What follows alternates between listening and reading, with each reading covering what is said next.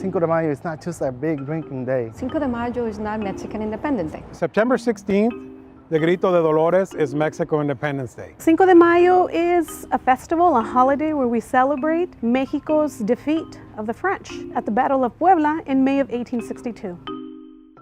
In 1861, then President Benito Juarez declared that Mexico would suspend its payments temporarily to Spain, England, and France. The three, so-called Triple Alliance European powers did not take it well, and so they decided to send their troops to Mexico. However, Mexico was able to negotiate with England and with Spain, and so they withdrew the troops. However, France did not. So Napoleon III, who was the ruler of France at the time, he decided to invade Mexico, and on their way to Mexico City, they encountered resistance, Mexican resistance at Puebla. The Mexican army was relatively smaller, less resourced, poorer, not trained, and nonetheless, they were able to conquer or, to stop French invasion at the time. And so Mexico won the battle on May 5th of 1862.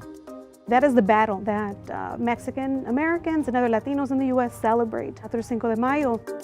In Mexico, it isn't vastly celebrated. It's principally celebrated in Puebla. They have military parades, celebrations, street festivals, but it's not a widespread celebration as it is in the United States. The first celebration of Cinco de Mayo in California was in a small town way up north in Tuolumne County called Columbia. There was Mexican workers over there that got word of this very unlikely victory and they celebrated. Now we know later on it became vastly commercialized. In the 1960s, 70s, with a lot of student movements, the young people appropriated this holiday as let's show our pride as Mexican Americans. And they start doing celebrations. They needed sponsorships. So who do they go for sponsorships? Of course, the alcoholic beverage companies, right? That's how the history of every year is bigger and better and bigger and better. Tuolumne County, we opened almost 21 years ago.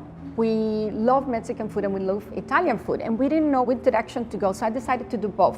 Before the pandemic, I never really tried to capitalize on the Cinco de Mayo. We have regular customers who come in for tacos and margaritas. So we've been busy, but not crazy busy like other local Mexican restaurants.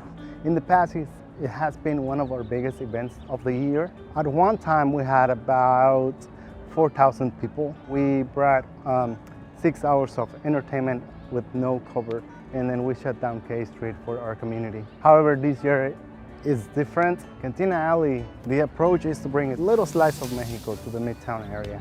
Sharing our culture and our roots goes a long ways. Tacos, mariachi, margaritas, cerveza is never a bad idea. What I would also encourage though is to take a little bit of time to learn a little bit about what you're celebrating. It is part of the history and the culture and the traditions of what happens to be the largest minority group in the country, and also the largest ethnic group in the state of California.